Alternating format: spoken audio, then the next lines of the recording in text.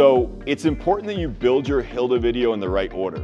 This is kind of where all the magic comes together. Remember when I told you how we all do it, which is the wrong way in the wrong order? You want to do it like this. You want to create based on what you're going to deliver. So let's say that you're really passionate about cars and you're a realtor in Asheville and you're going to research what are the best cars to have in this area. So like that's what you want to deliver. The next thing is, why is that important? Well, we have a lot of people that move here from other areas and they don't know A, B, or C about this area, and this is gonna be important for you. And then the next thing you're gonna do is you're gonna create a question for your hook. So, what would that question be? You can come up with that question. And then you're gonna introduce yourself, and then you're gonna say comment below, or grab my PDF, or click this button. And when you create the content in this order, it's gonna be created for effectiveness of engagement. Instead of the order that we do it all in, which feels clumsy, which is why we don't take action. It's like, hey, you could come up with 10 things that you want to deliver as a realtor in Asheville. You could come up with that list in 10 minutes if I gave it to you.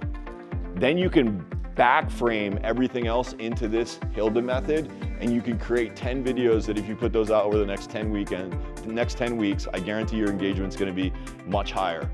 Now, the other thing that holds people back is like, they kind of get a little bit like, all right, I got this.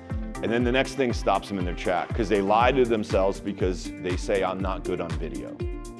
I'm just not good on video. First of all, nobody's good on video when they start, but we have to start to get good. And we have to be good before we're great. You look at anybody who's an influencer, whether it's locally, nationally, worldwide, go back and look at their earliest stuff just for confidence because it was awful. Like just god awful. But they're good now, they're great now. And we all have to be willing to move through that trajectory. So to help you get started on a better foot, these are 5 keys to looking like a pro. First of all is you gotta have movement. If you've ever seen anybody do a video and it looks like sometimes they're spinning around, it's because that movement has been proven to capture people in. Or you can just be walking and talking.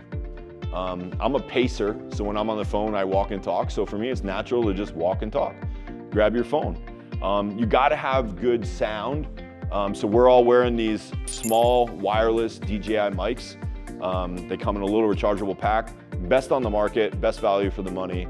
Go get you one, you're gonna sound like a pro. If your video quality is really good and you sound bad, nobody's gonna watch your video. In fact, too many people put too much emphasis on the quality of the picture and not nearly enough on the quality of the sound. Your iPhone, if you have a 13 or newer, is more than adequate for every kind of video need you have. In fact, the newest iPhones they've put right up against Hollywood production camera equipment and they can't even tell the difference. An amateur can't even tell the difference. They're that good. So you have all the video quality that you need. You've got to get the sound right, the light right, the angle right, and the lens. So movement, just make sure you're keeping a firm grip on that phone. Those things are expensive when you break them. I know because my daughter breaks one every other day. You want to keep that movement, keep talking, that sound. If you want to capture better sound, and let's just say you're like in a situation where you don't have your awesome new DJI wireless mic, you can actually just hold your phone with a cupped hand by the speaker. It will dramatically improve. You can go try it later when you're outside. Like grab your phone and hold it cupped versus holding it, like, hey, I'm holding my phone like this versus holding it like that. It'll make a big difference.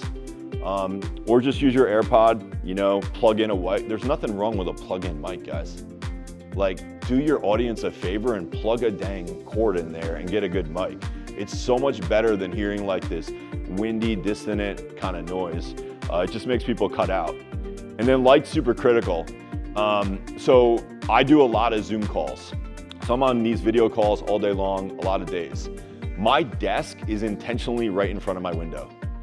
And my window is intentionally like, hey, we need a place south facing. So we have a south facing home. My desk is at the window, light is pouring in all day long. Makes my Zoom videos look great.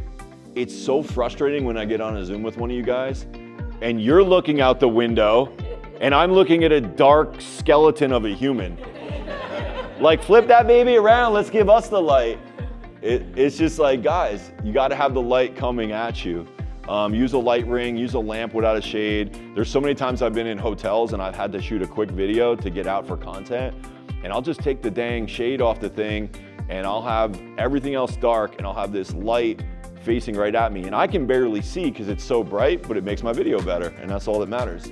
Angles are really interesting. So there's not one best angle. There's different angles that have different impacts. So high angle, you'll see like the ladies are like, take it up high. It makes us look more petite, slim, and slender, which is the opposite of a low angle.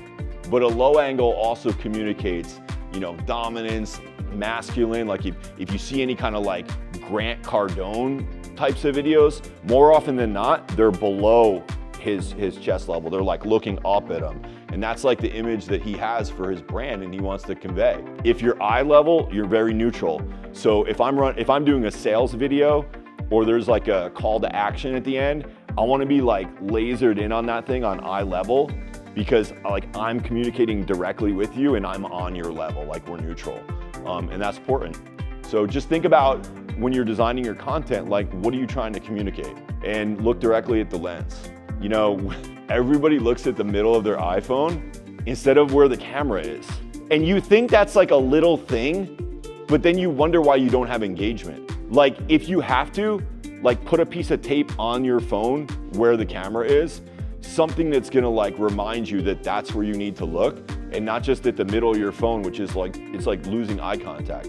It's like if you and me are talking and you're looking right at me and I'm looking like to the side of you, like this is a weird conversation now. Hey, we're still talking, right? Like, are you talking to her or me?